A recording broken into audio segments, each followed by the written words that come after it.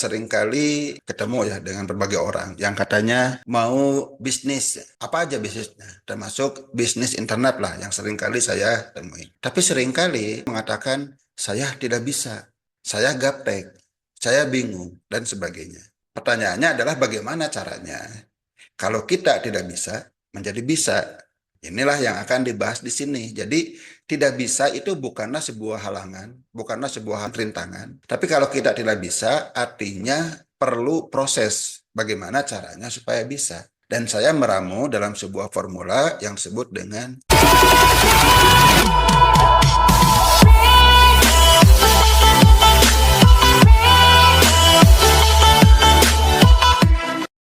Bismillahirrahmanirrahim. Assalamualaikum warahmatullahi wabarakatuh. Waalaikumsalam warahmatullahi wabarakatuh. Alhamdulillah wa syukurillah wa ni'matillah wa la hawla wa la quwata illa billah.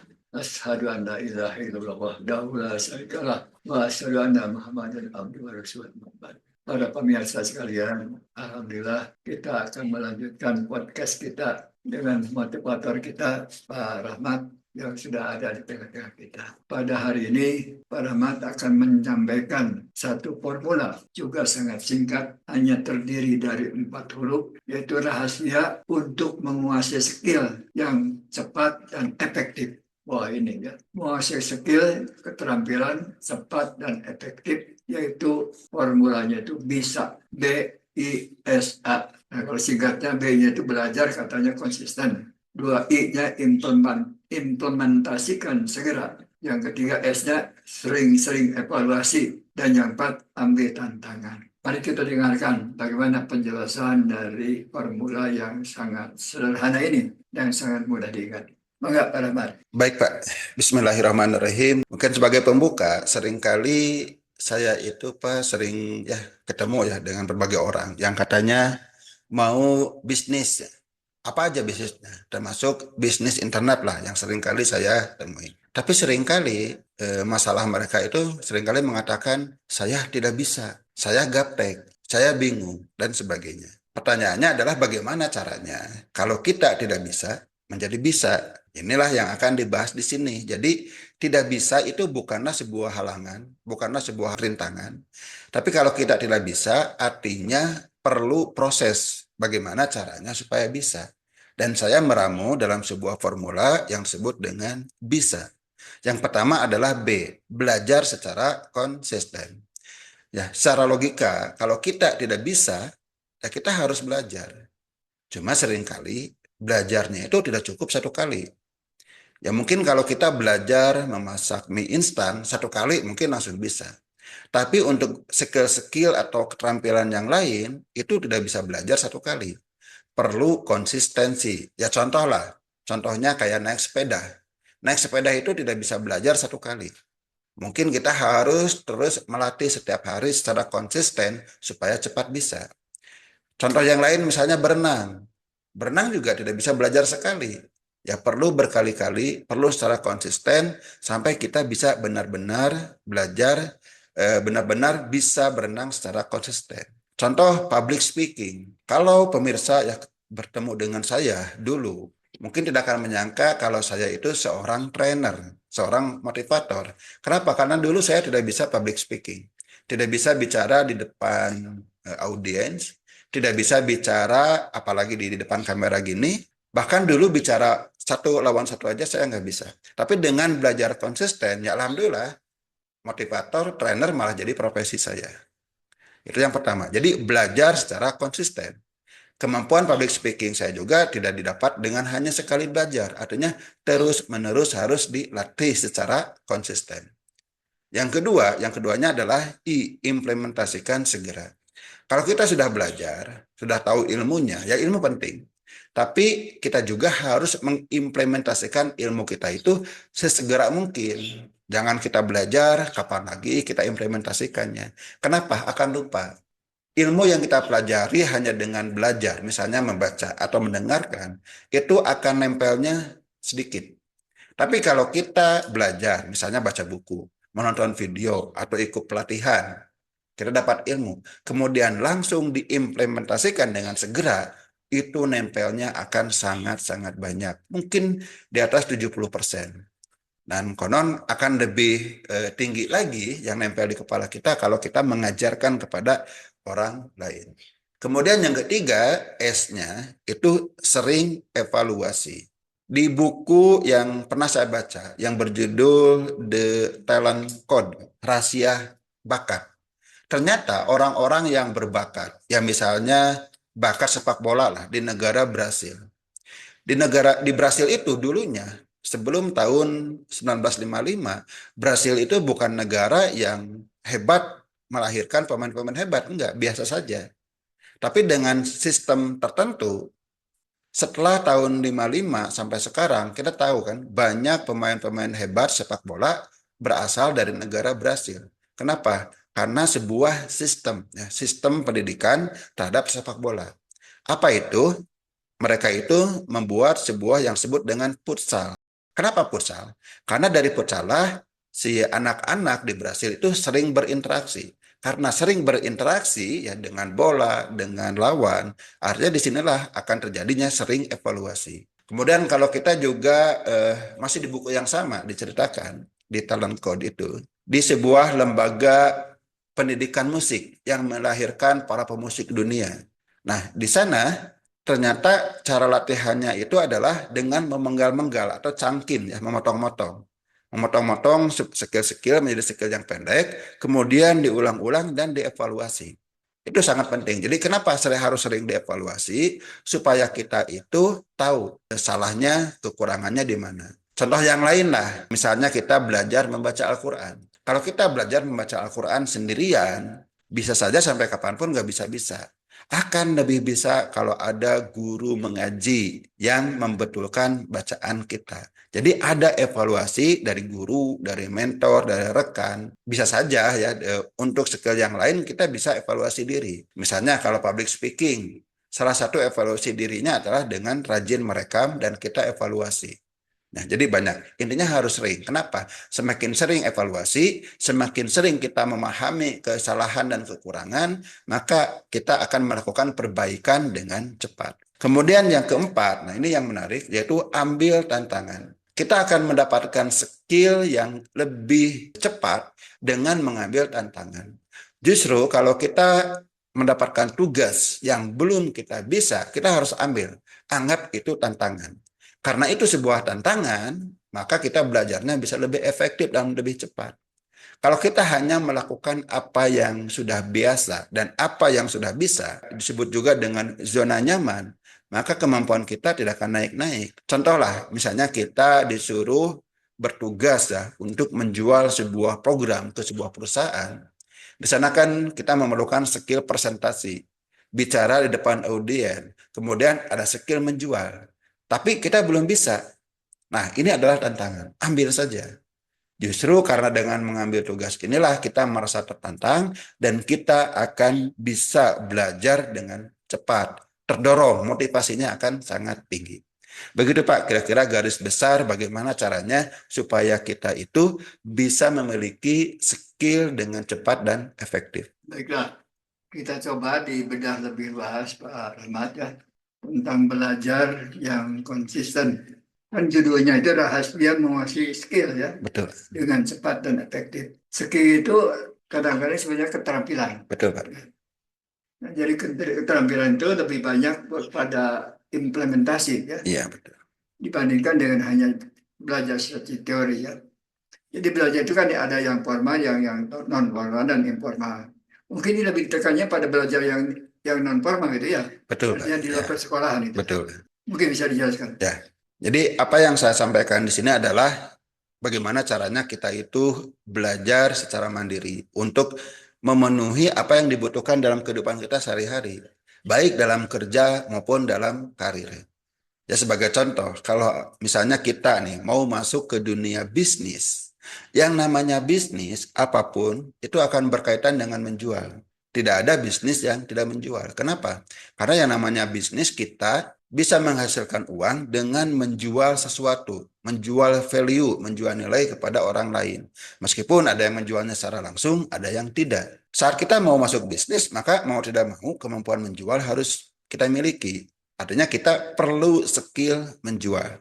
Bahkan dari kita mulai menjual ide, Pak, untuk mencari investor. Kita harus bisa menjual, kemudian menjual produk kita, menjual jasa kita. Nah, banyak orang yang mundur dari dunia bisnis karena tidak bisa menjual. Nah, maka video ini ya, podcast ini diadakan untuk memberikan informasi atau bagaimana caranya, rahasianya supaya kita itu bisa mendapatkan, memiliki skill yang kita butuhkan untuk kepentingan kita dengan cepat dan efektif. Ya contoh yang lain misalnya, saya tidak mau bisnis, karena di bisnis itu ada akuntansi, harus menghitung uang, mencatat uang. Saya nggak bisa. Justru disinilah kita kesempatan untuk belajar, belajar tentang keuangan. Ya namanya bisnis itu pasti berhubungan dengan uang, Pak. Karena bisnis itu untuk mencari uang gitu. Ya namanya bisnis kita untuk mencari uang, kita harus memahami.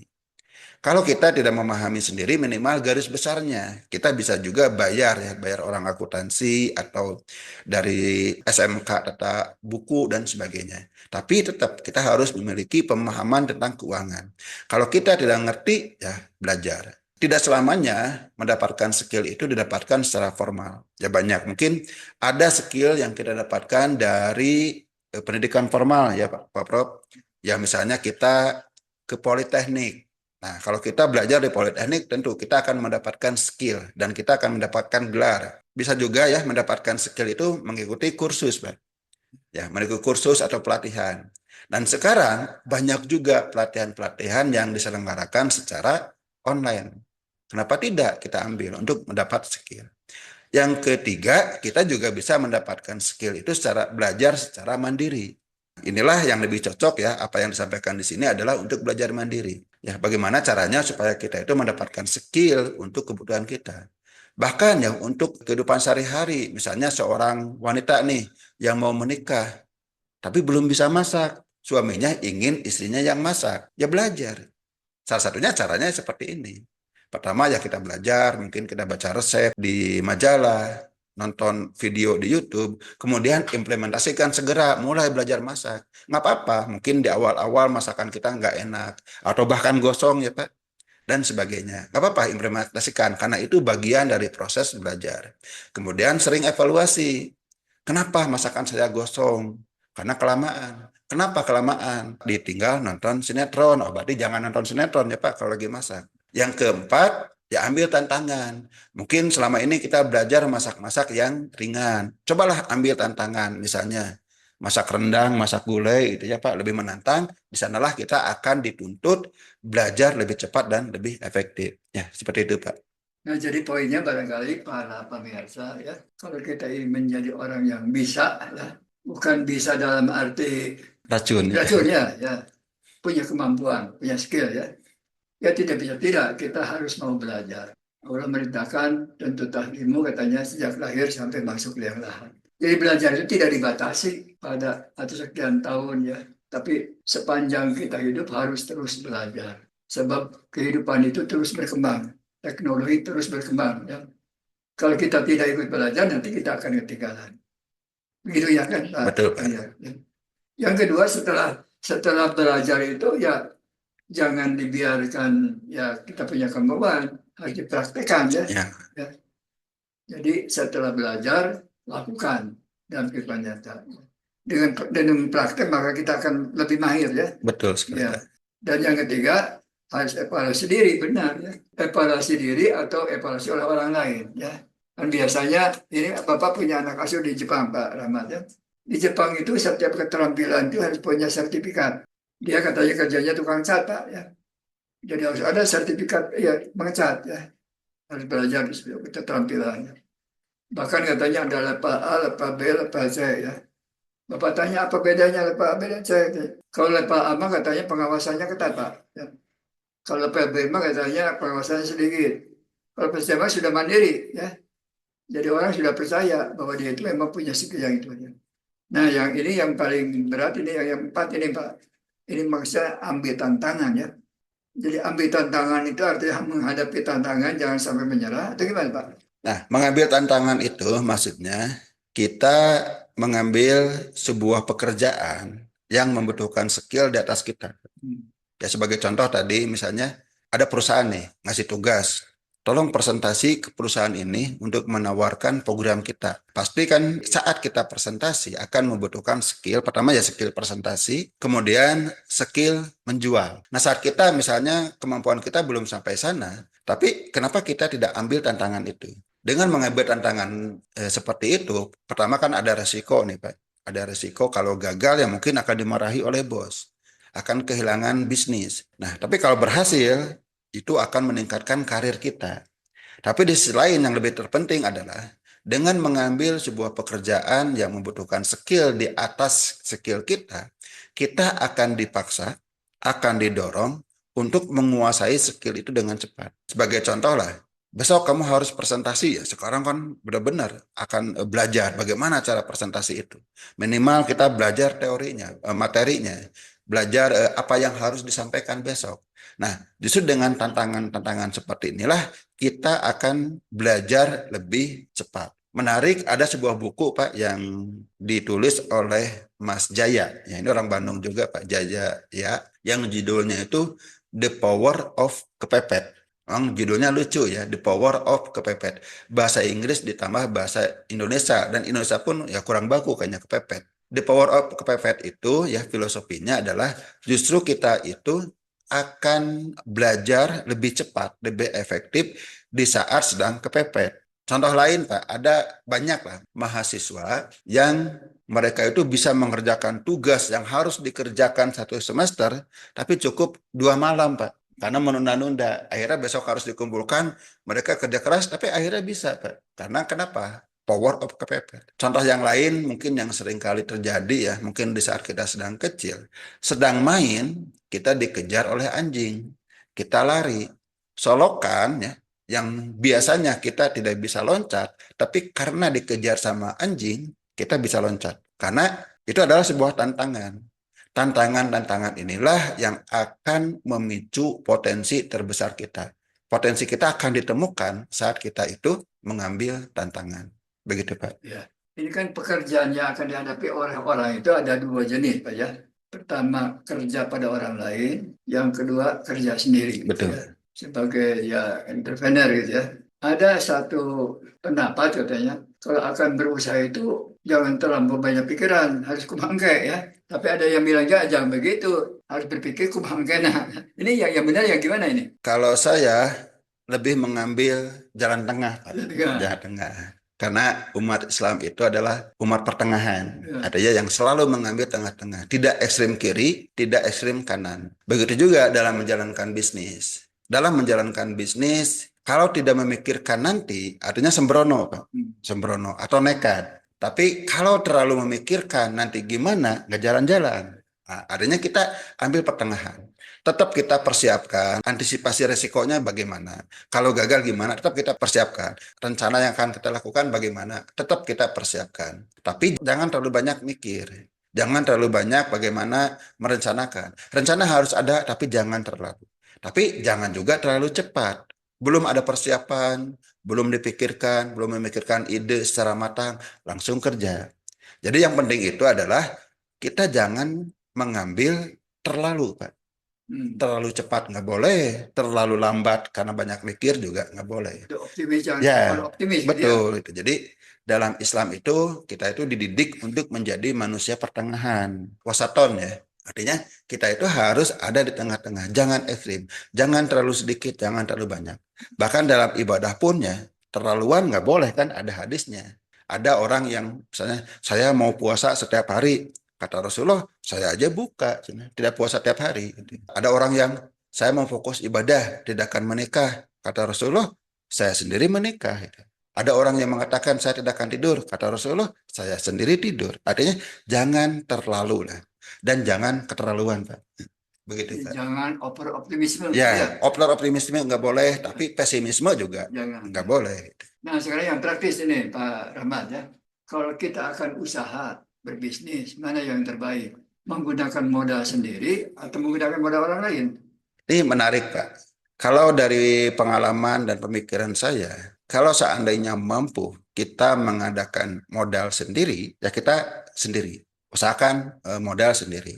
Tapi Berbeda lagi pemikirannya. Kalau kita ingin membangun bisnis yang besar dan kita tidak memiliki modal, kita bisa mengambil modal orang lain. Keduanya ada plus minusnya, Pak. Kalau modal sendiri, misalnya dengan kemampuan kita terbatas, maka percepatannya akan lebih lambat. Tapi berbeda kalau kita dengan menggunakan modal orang lain, kita juga bisa menjalankan bisnis lebih cepat. Meskipun ya resikonya lebih besar. Tapi ya karakternya bisnis memang seperti itu, Pak. Keuntungan besar akan berbanding lurus dengan resiko yang besar. Artinya kalau kita kerjasama dengan orang lain, artinya kita kan punya tanggung jawab nih, modal orang lain. Tapi kalau kita berbisnis dengan modal sendiri, tanggung jawab ke orang lain tuh tidak ada. Tapi sekali lagi ada kelemahannya modal dengan modal sendiri. Apalagi modalnya terbatas. Pada kenyataannya seringkali para pengusaha yang sudah punya perusahaan besar, artinya dia udah punya uang, udah punya cash flow. Tapi di saat dia ingin mengekspansi bisnis atau buka bisnis baru, tetap nyari investor, Pak. Jadi semuanya itu kondisional. Untuk bagi para pemula, ya silahkan. Itu bisa kita memilih dengan memahami ya plus minusnya. Beberapa tahun yang lalu cukup populer yang disebut dengan istilah startup. Banyak para pemuda memulai bisnis itu hanya dengan bermodal ide. Contohnya misalnya Ahmad Zaki, Pak. Dia itu memulai bisnis dengan ide mendirikan sebuah marketplace. Lalu dari mana modalnya? Ya dia itu mencari investor. Dia presentasi ke banyak investor ya. Jadi ada di komunitas startup, kita bisa dihubungkan dengan para investor. Karena idenya bagus, di luar negeri marketplace sudah banyak yang sukses. Artinya model bisnisnya itu bisa berjalan. Akhirnya dapat investor dan bisa membesar kan sampai sekarang. Keduanya ada plus minus, ya baiknya kita pertimbangkan mana yang sesuai dengan kita. Ada pendapat begini, Pak Rahmat, ya. Katanya apabila usaha dengan modal sendiri itu secara psikologis, gitu ya, tidak ada tekanan untuk kerja keras. Sebaliknya kalau kita menggunakan orang lain, katakan pinjam dari bank, itu ada tekanan kerja keras, ya, lebih bersungguh-sungguh karena ada yang menekan dari pihak eksternal. Betul ya, gitu. Kalau saya baca bukunya Robert T. Kiyosaki, Iya, ya yang Rich Dad Poor Dad, mungkin Bapak pernah baca, Pak? iya. Ya. Robert Kiyosaki, dia mengatakan, ya bagusnya kita minjem modal orang lain. Kenapa? Ya itu akan tadi yang terakhir ini yang A-nya. Dengan meminjam modal orang lain, kita itu mengambil tantangan. Iya. Tapi dengan modal sendiri juga bisa Pak mengambil tantangan. Iya. Kalau kita mempertaruhkan segalanya di sana. Misalnya ya ada orang yang punya tabungan nih 100 juta. Semuanya Oke. dipakai untuk bisnis. Nah itu kan tantangan juga Pak. Karena kalau gagal mungkin dia akan kesulitan untuk makan. Baiklah, tampaknya coba Pak Rahmat sekali lagi disimpulkan ya dari formula yang singkat tersebut bisa ya. Gimana supaya kita menjadi pebisnis yang sukses ya, punya keterampilan yang cepat dan efektif ya, sehingga ya kita menjadi orang yang bahagia di dunia dan mendapat surga di akhirat ya. Baik Pak, ada seorang sahabat saya yang sekaligus mentor saya juga. Sambil bercanda, tapi ini sangat benar Pak. Katanya, kalau kita tidak punya, ya cari. Kalau kita tidak bisa, ya belajar. Jadi jangan sampai apa yang tidak kita miliki menjadi hambatan kita. Begitu juga dalam karir, dalam bisnis. Jika kita tidak punya modal, ya cari. Jika kita tidak bisa, ya belajar. Jadi jangan berhenti karena tidak punya atau karena tidak bisa. Saya membuat formula yang disebut dengan bisa, supaya kita itu bisa. Tidak lagi menjadikan hambatan tidak bisa menjadi penghalang kita menyerah dalam bisnis. Nah, bagaimana caranya supaya bisa? Yang pertama, kita harus belajar secara konsisten.